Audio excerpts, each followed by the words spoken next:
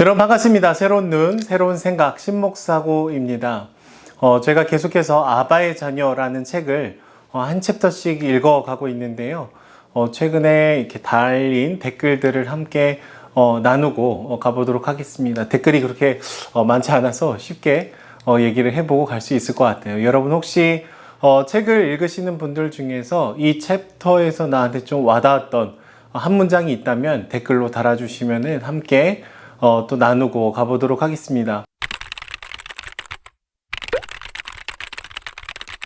안지원 집사님께서 나눠주셨는데요. 페이지 104페이지에 보시면 하나님의 나라를 임하게 하는 것은 진심에서 우러난 긍휼이다. 경계도 차별도 구분도 분파적 분열도 없는 모르는 애정의 길이다.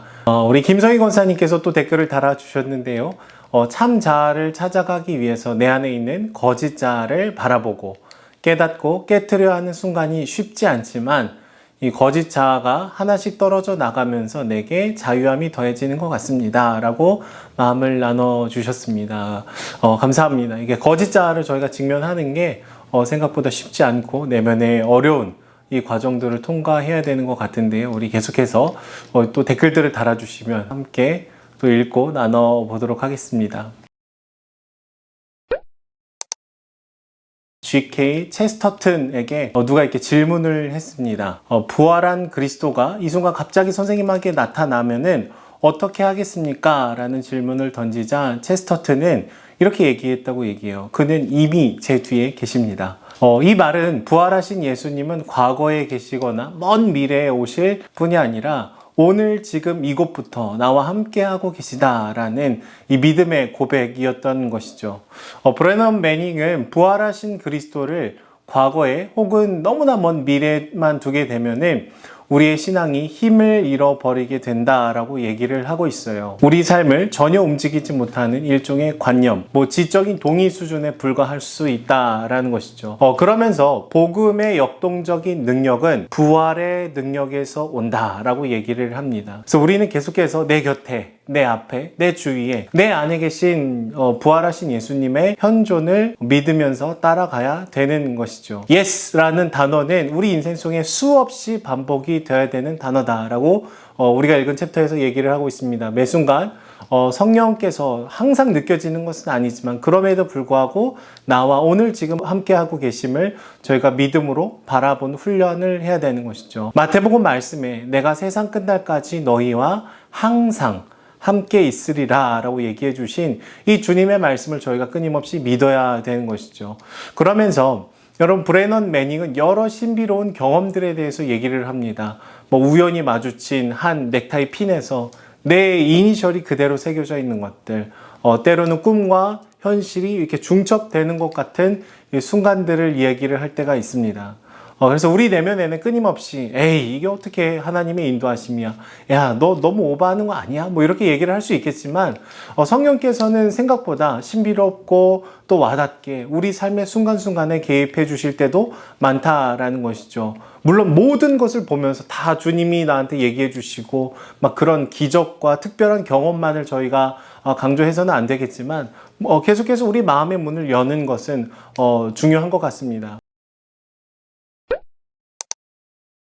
그래서 이 책에서 나오는 것처럼 여러분 우리는 때로는 전혀 예상하지 못했던 비극이 찾아올 때가 참 많은 것 같아요. 갑작스럽게 가족이 죽음을 당한다든지 갑작스럽게 질병을 발견한다든지 그렇게 되면 이런 일들이 우리 삶을 뒤흔들어 버릴 때가 있죠. 무엇인가를 원인과 결과로 연결짓기가 굉장히 힘든 순간에 우리 삶에 찾아올 때가 있습니다. 그러다 보면 여러분 우리는 우리의 삶을 포기하고 단절된 사건들의 연속으로 대하게 된다라고 얘기를 해요. 그러니까 우리 삶에 일어나는 일들 사이에 이제 공통 분모를 저희가 찾지 못하는 것이죠.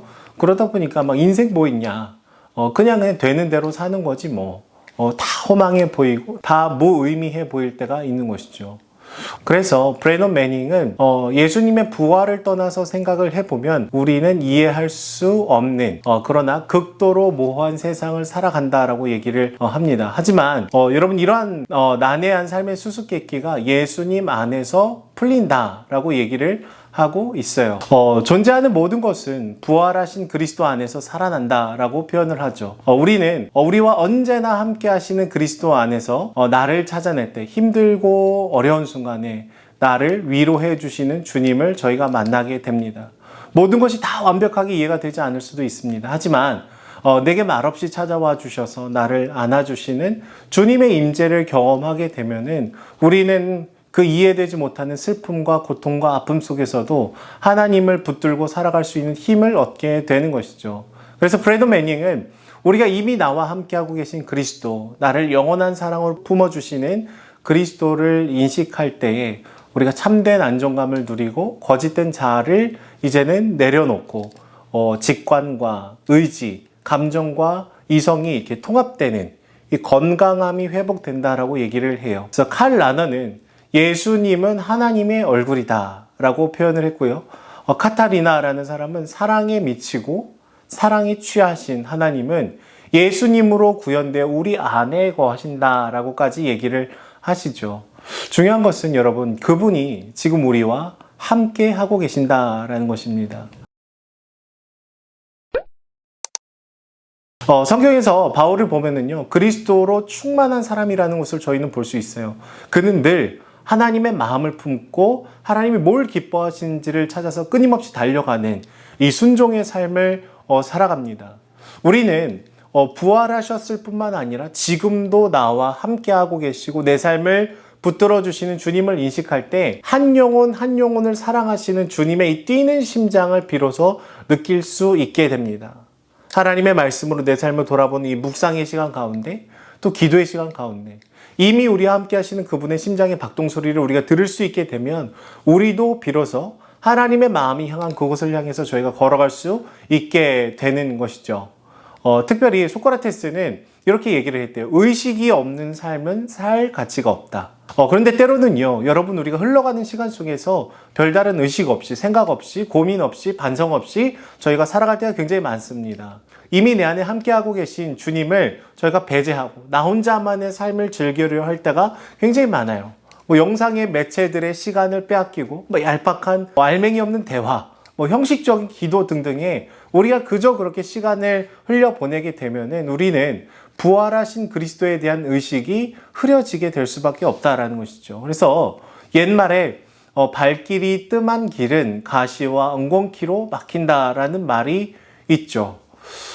우리는 이 신성한 임재에 대한 무관심으로 인해서 우리 마음이 이끼처럼 불신이 자라날 때가 많음을 이제 보게 됩니다. 그러면서 이 챕터의 맨 마지막에 제가 굉장히 좋아하는 책의 작가인 스캇 팩의 아직도 가야 할 길을 언급을 해요. 훈련이 없이는 아무것도 풀 수 없다. 약간의 훈련만 있으면 약간의 문제는 풀 수 있다.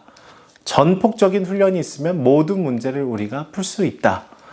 여러분, 우리가 앞으로 한 주간의 시간을 보내시면서 부활하셨을 뿐만 아니라 지금도 우리와 함께하고 계신 주님의 손길을 더 깊이 느끼고 인식하고 집중하는 훈련의 시간들을 보내며 나아갈 수 있었으면 좋겠습니다.